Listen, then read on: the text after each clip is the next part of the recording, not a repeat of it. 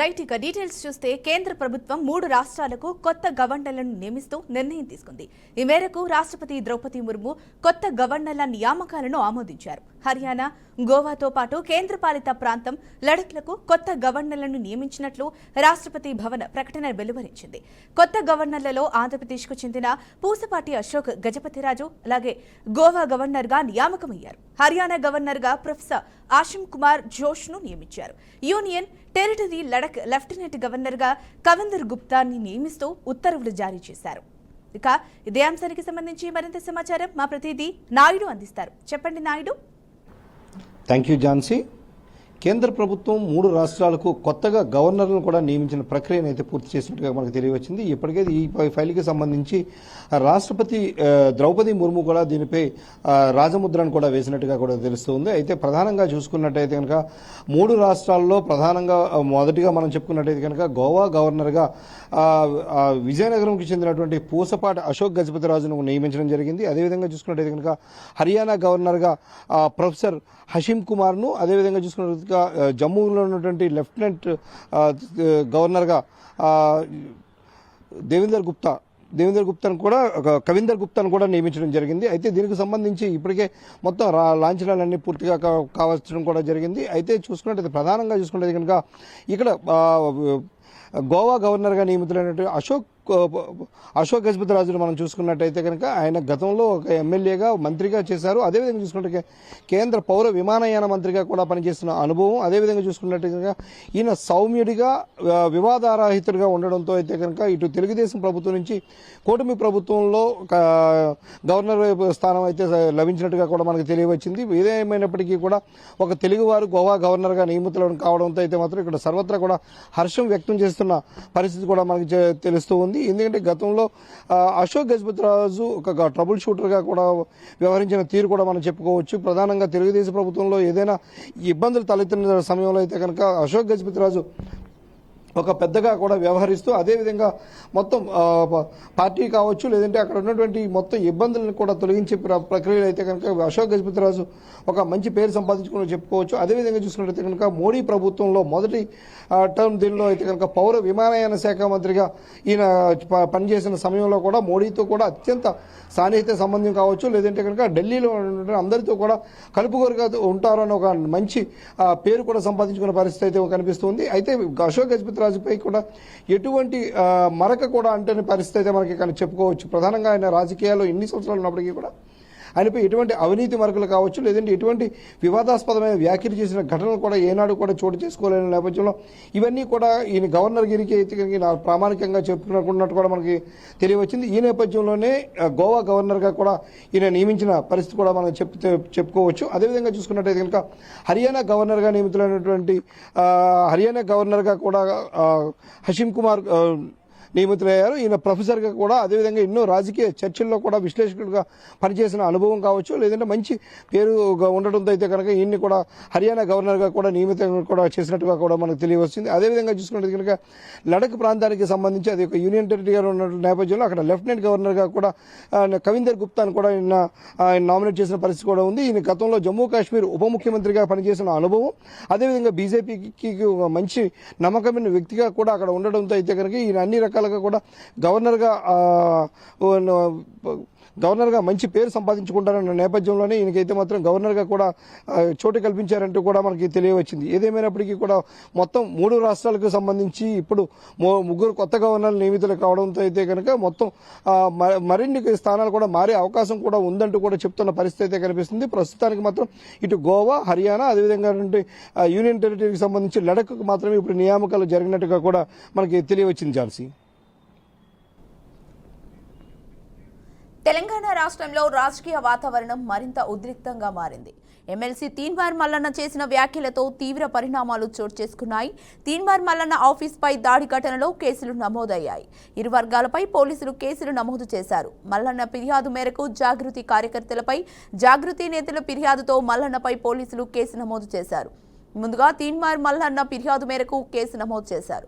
తెలంగాణ జాగృతి కార్యకర్తలు కవిత ప్రేరణతో తమపై దాడికి దిగారని, ఆస్తిని ధ్వంసం చేసి తనను హత్య చేసేందుకు యత్నించారని తీన్మార్ మల్లన్న ఫిర్యాదులో తెలిపారు. మరోపక్క ఎమ్మెల్సీ మల్లన్నపై చర్యలు తీసుకోవాలని కవిత డిమాండ్ చేస్తున్నారు. మల్లన్న తనపై అనుచిత వ్యాఖ్యలు చేయడంపై ఆవేదన వ్యక్తం చేశారు. తనపై మల్లన్న చాలా దారుణంగా మాట్లాడారన్నారు. తనపై కోపం ఎందుకని, ఆడవాళ్లు రాజకీయాల్లో ఉండకూడదా అని ఆమె ప్రశ్నించారు. ఇక ఇదే అంశంపై మరింత సమాచారాన్ని మా ప్రతినిధి రాజేంద్ర అందిస్తారు. రాజేంద్ర. Thank you. తెలంగాణ రాష్ట్రంలో మాత్రం ప్రస్తుతం రాజకీయ తుఫాన్ కొనసాగుతుందని చెప్పవచ్చు. ఎమ్మెల్సీ తీర్మార్ మల్లన్న కార్యాలయంపై జాగృతి కార్యకర్తలు దాడి చేసిన సంఘటన తెలంగాణ రాష్ట్ర వ్యాప్తంగా ఒక సంచలనంగా మారింది. అటు కవిత ఇటు మల్లన్న మధ్య మాటల యుద్ధం కొనసాగుతుంది. ఈ నేపథ్యంలో ఇరు వర్గాలకు చెందిన క్యాడర్ మాత్రం నిరసన కార్యక్రమాలు నిర్వహిస్తున్నారు. మల్లన్న కార్యాలయంపై కవిత సంబంధించిన జాగృతి కార్యకర్తలు దాడి చేసిన నేపథ్యంలో మల్లన్న ఫిర్యాదు మేరకు జాగృతి కార్యకర్తలపై పోలీసులు కేసు నమోదు చేశారు. అనంతరం కవిత ఫిర్యాదు మేరకు మల్లన్నకు సంబంధించిన టీంపై కూడా పోలీసులు కేసు నమోదు చేయడం జరిగింది. అక్కడ జరిగిన సంఘటనకు సంబంధించిన సమాచారం పరిస్థితులు ఎలా ఉన్నప్పటికీ తెలంగాణలో మాత్రం ఒక రాజకీయ దుమారం రేగిందని మాత్రం చెప్పవచ్చు. మల్లన్న వర్గీయులు కవిత సంబంధించిన జాగృతి కార్యకర్తల చర్యలు నిరసిస్తూ పలు బీసీ సంఘాలు కొన్ని నిరసన కార్యక్రమాలు నిర్వహిస్తున్నారు. అందులో భాగంగానే కవితకు సంబంధించిన జాగృతికి సంబంధించిన కార్యకర్తలు కూడా మల్లన్న కవితపై చేసిన అనుచిత వ్యాఖ్యలను తీవ్రంగా నిరసిస్తూ నిరసన కార్యక్రమాలు తెలంగాణ పలు ప్రాంతాల్లో నిర్వహిస్తున్న పరిస్థితి కనిపిస్తుంది. ఏది ఏమైనా తెలంగాణలో గత కొంతకాలంగా కొనసాగుతున్న రాజకీయ వేడి వాతావరణం ఒక్కసారిగా మరింత వేడెక్కినట్టుగా మనం చెప్పవచ్చు.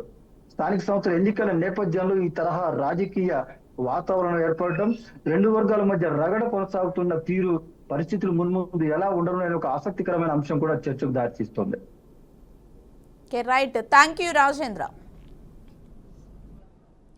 కేరళ నర్సు నిమిషప్రియను ఈ నెల 16వ తేదీన యోమెన్ దేశంలో చట్టపరంగా ఉరి తీయనున్న విషయం తెలిసిందే. ఈ మేరకు యోమెన్ సర్కార్ ఉరిశిక్ష అమలు చేపరిచేందుకు సిద్ధమైంది.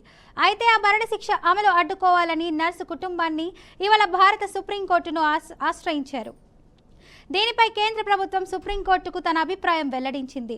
యోమన్లో పడిన ఉరిశిక్షను ఆపేందుకు ఇప్పుడు భారత్ వద్ద పెద్దగా మార్గాలేమీ మిగిలి లేవని కేంద్రం పేర్కొంది. ఈ విషయాన్ని సుప్రీంకోర్టుకు అటార్నీ జనరల్ వెంకటరమణి తెలియజేశారు. భారత్ యోమన్ల మధ్య ద్రౌపదపరమైన సంబంధాలు లేవని, ఉరిశిక్ష విషయంలో ప్రభుత్వం చేయగలిగింది ఏమీ లేదని స్పష్టం చేశారు.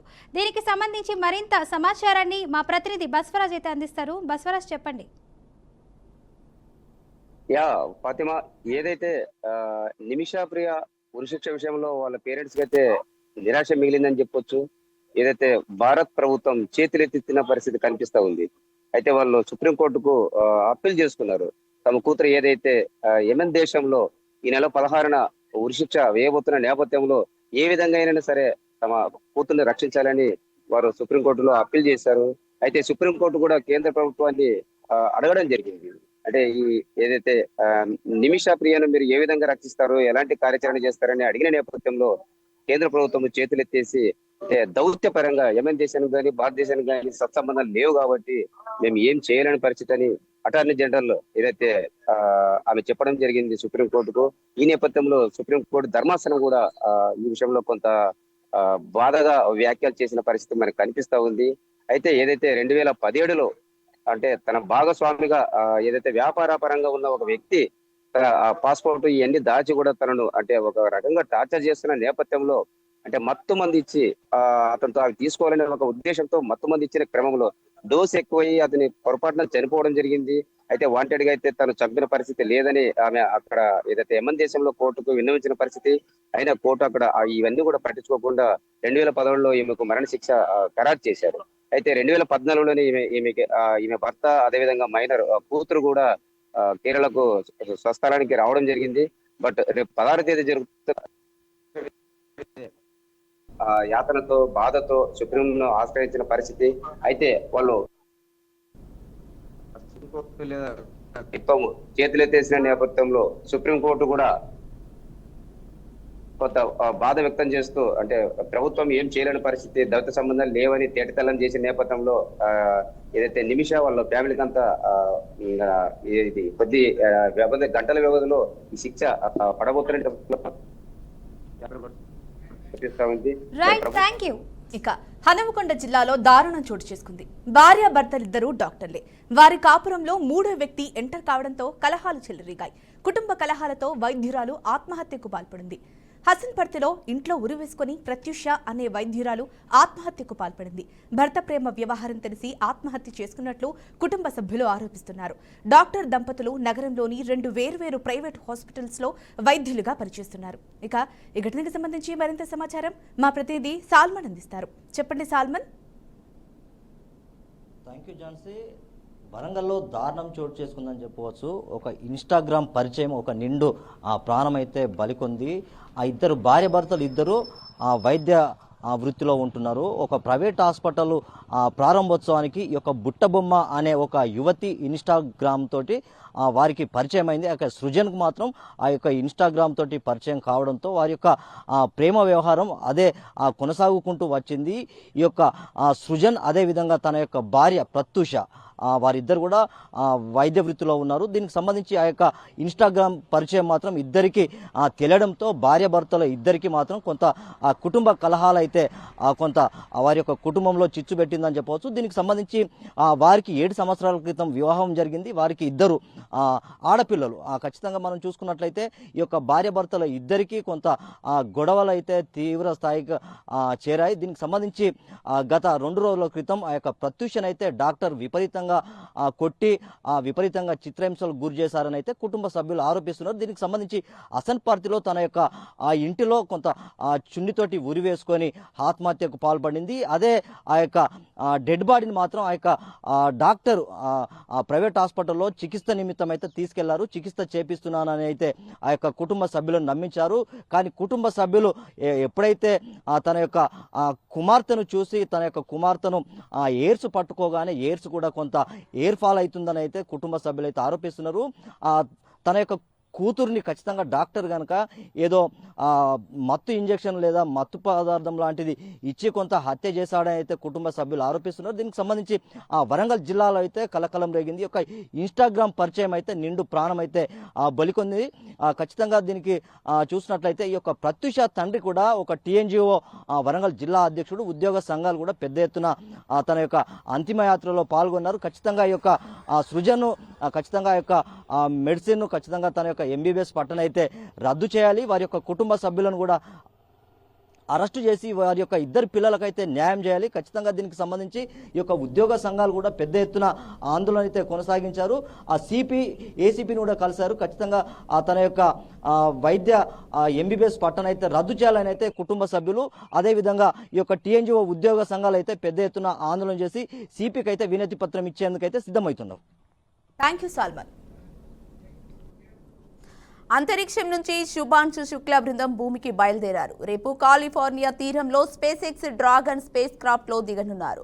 ఐఎస్ కు చేరుకున్న మొట్టమొదటి ఇండియన్ ఆస్ట్రోనాట్ గా శుభాంశు చరిత్ర సృష్టించారు.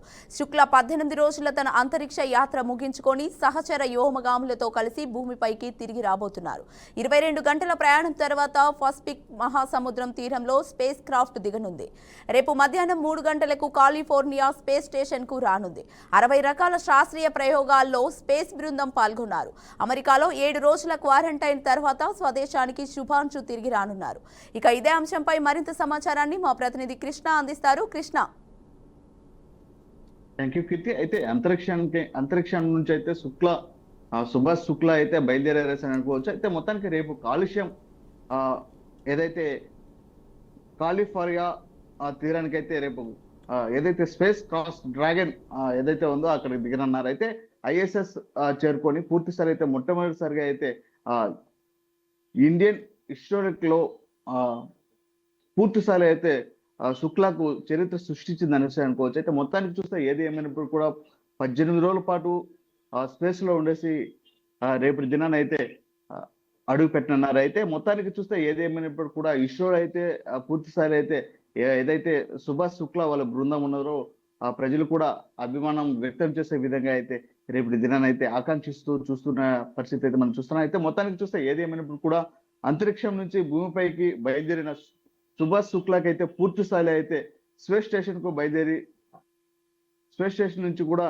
రావడం జరుగుతుంది. అయితే మొత్తానికి రేపు మధ్యాహ్నం 3 గంటలకైతే కాలిఫోర్నియా స్టేషన్ కి అయితే పూర్తి స్థాయిలో అయితే వాళ్ళు రావడం అనేది జరుగుతుంది. అయితే సుభాష్ శుక్లా బృందానికి కూడా పూర్తి స్థాయిలో అయితే శుభాకాంక్షలు తెలియజేయడం జరుగుతుంది. అయితే మొత్తానికి ఏదేమైనప్పుడు కూడా దాదాపు 18 రోజుల పాటు అయితే ఆ స్పేస్ లో ఉండేసి అంతరిక్షం నుంచి ఒక్కసారిగా భూమిపైకి రావడం జరుగుతుంది. అయితే వారికి అయితే ఘన స్వాగతం పలుకుతూ అయితే మొత్తానికి ఏదేమైనప్పుడు కూడా పూర్తి స్థాయిలో అయితే ఏదైతే దాదాపు 60 రకాల శాస్త్రీయ ప్రయోగాలను కనుగొని పూర్తి స్థాయిలో అయితే ఇండియాలో ఒక రికార్డు స్థాయిలో అయితే రేపటి దినాన్ని అయితే చూడబోతున్నాం. మొత్తానికి సుభాష్ శుక్లాకి అయితే పూర్తి స్థాయిలో బీఆర్కే న్యూస్ తరఫున కూడా శుభాకాంక్షలు తెలుపుతూ అయితే రేపటి దినాన పూర్తి స్థాయిలో అయితే సురక్షితంగా ల్యాండ్ అవ్వాల్సిందిగా ప్రజలు కూడా ఆకాంక్షిస్తున్నారు. అయితే మొత్తానికి ఏదేమైనప్పుడు కూడా భారతదేశ చరిత్రలోనే ఇది ఒక రైట్. ఉపయోగపడే థ్యాంక్ యూ కృష్ణ.